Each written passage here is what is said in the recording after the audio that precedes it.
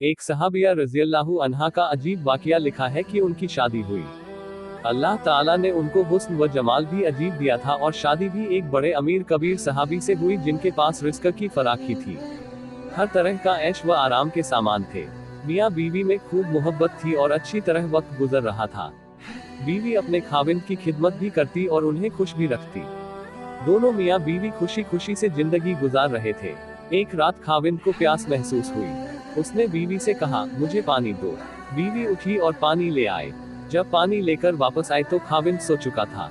वह पानी का प्याला लेकर खड़ी रही हत्ता कि जब खाविंद की दोबारा आंख खुली तो देखा कि बीवी पानी लेकर खड़ी है। वह बड़े खुश हुए। उन्होंने उठकर पानी पिया और बीवी से कहा कि मैं इतना खुश हूँ कि तुम इतनी देर पानी का प्याला लेकर मेरे इंतजार में खड़ी रही। आज तुम जो कहोगी मैं तुम्हारी फरमाइश पूरी करूंगा। जब खाविंद ने यह कहा तो बीवी कहने लगी, क्या आप अपनी बात में पक्के हैं कि मैं जो कहूंगी आप पूरा करेंगे?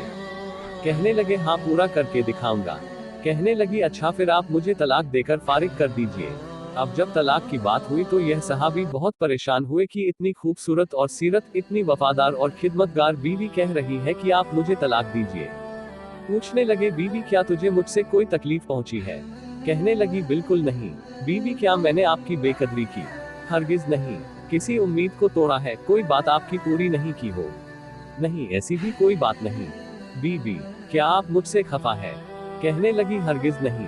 तो फिर मुझसे तलाक क्यों चाहती हो? क्या आप मुझे पसंद नहीं करती हो? कहने लगी, यह बात भी नहीं।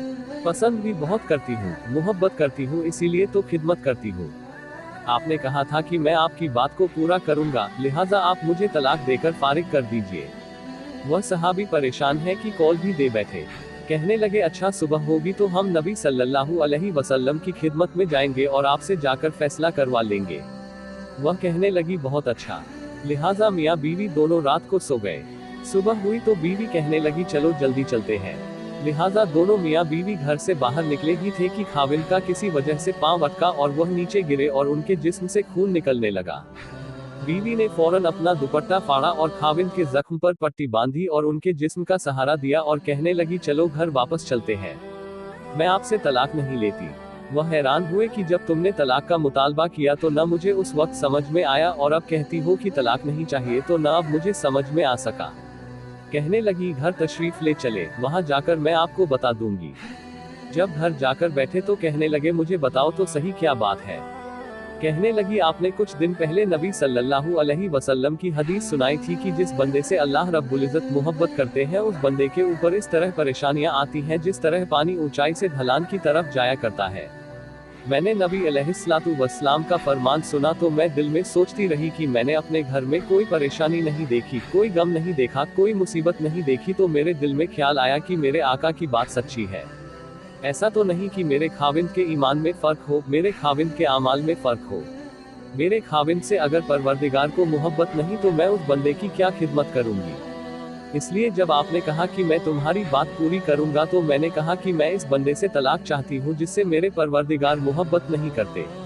फिर जब हम हुजूर सल्लल्लाहु अलैहि वसल्लम की खिदमत में इल्म हासिल करने जा रहे थे, यह अल्लाह का रास्ता था, आप गिरे और खून निकला तो मैं फौरन समझ गई कि अल्लाह के रास्ते का गम पहुंचा, मुसीबत पहुंची, तकलीफ पहुंची।